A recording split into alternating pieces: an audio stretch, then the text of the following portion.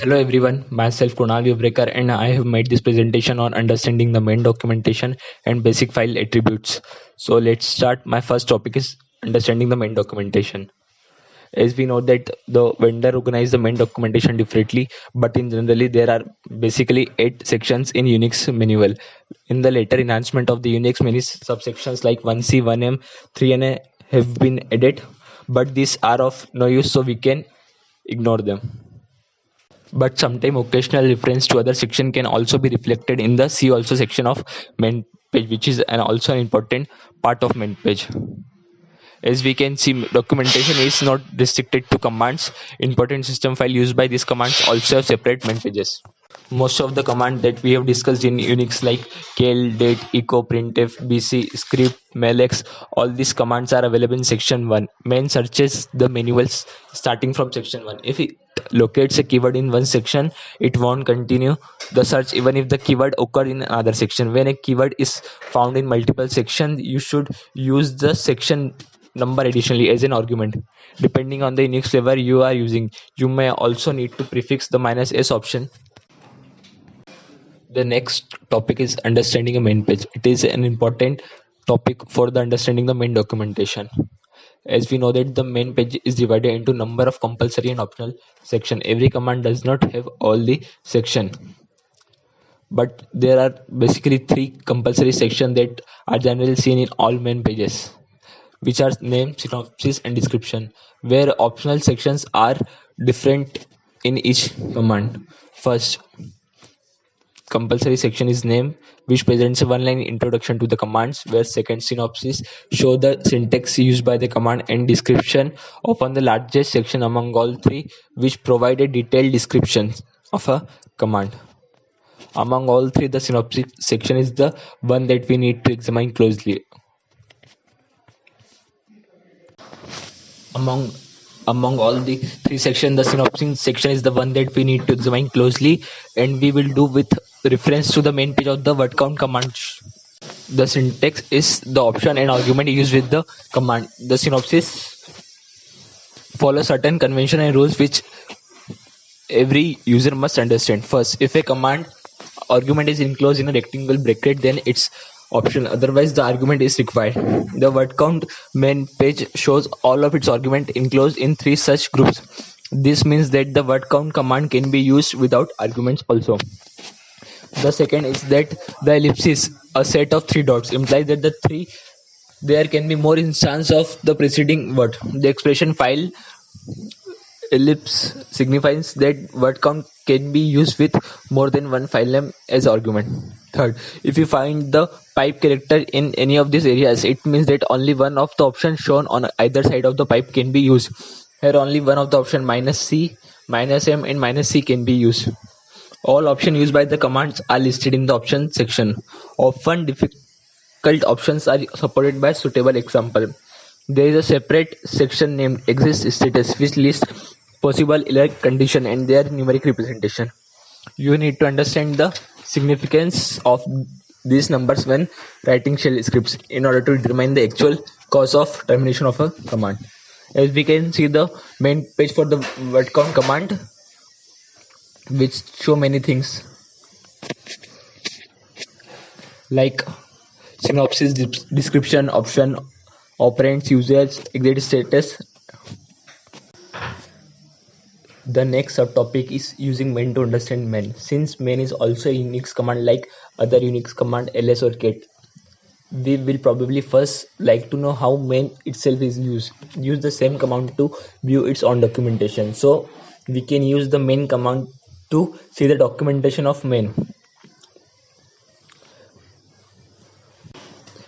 The syntax is simple. We have to write two main with a space between them.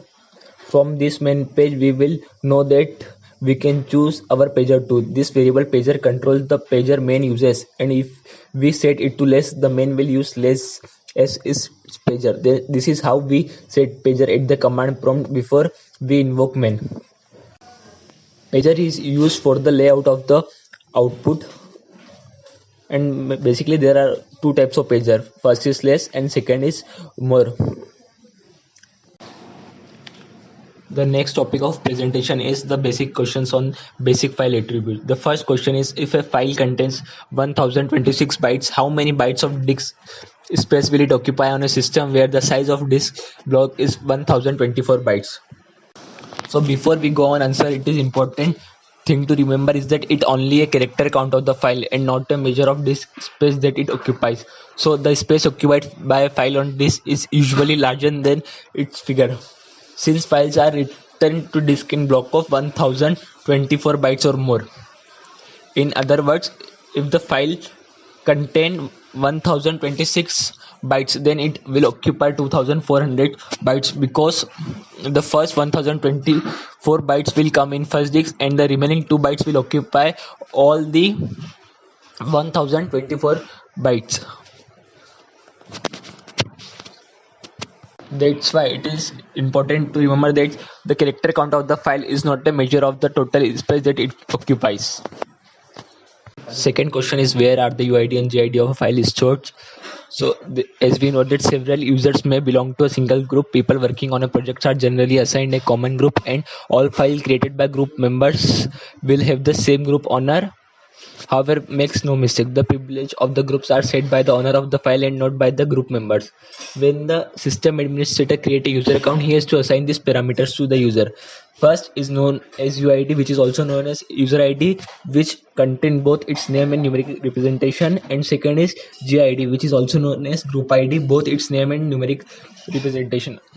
The both UID and GID are stored in /etc/password. We can also know our UID and GID without viewing /etc/password by use the id command, which tell the UID and GID. The next question is to show the octal permission of the permission. As we know that the octal number use the base 8 and octal digits have the value 0 to 7.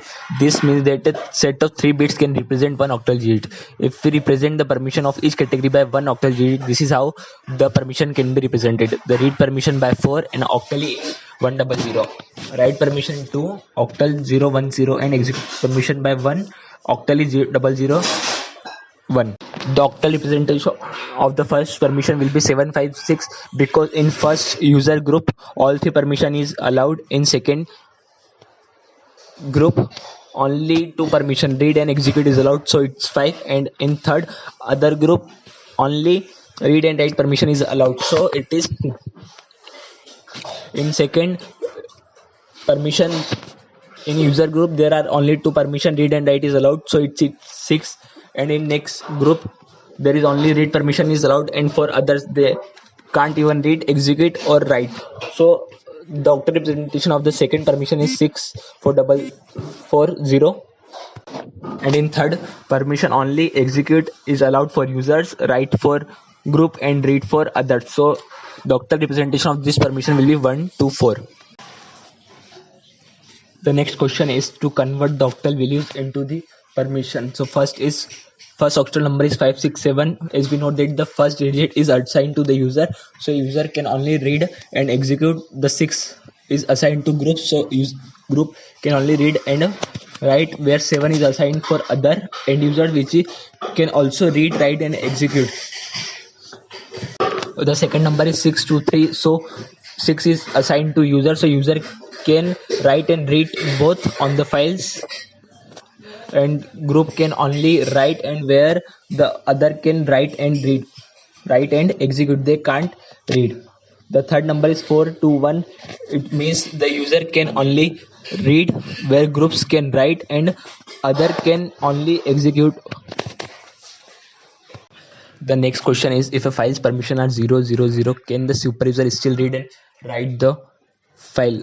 As we have already seen that the octal value permission for the read is 4, for write is 2, and for execute is 1, and none of this permission is allowed to either user, group and other. It means neither user, group and other can read this file, can write and execute, but the super user is super from the all these 3 users. The super user can only read the file. If super user want to make any change in the current file or want to add or delete some data from the file, so he need to change this permission for making any change in the current file. And by making change in the current permission, super user can easily write into the file. Thank you for watching my video. If you have any doubt, then you can ask in comment section. Please like and share my video.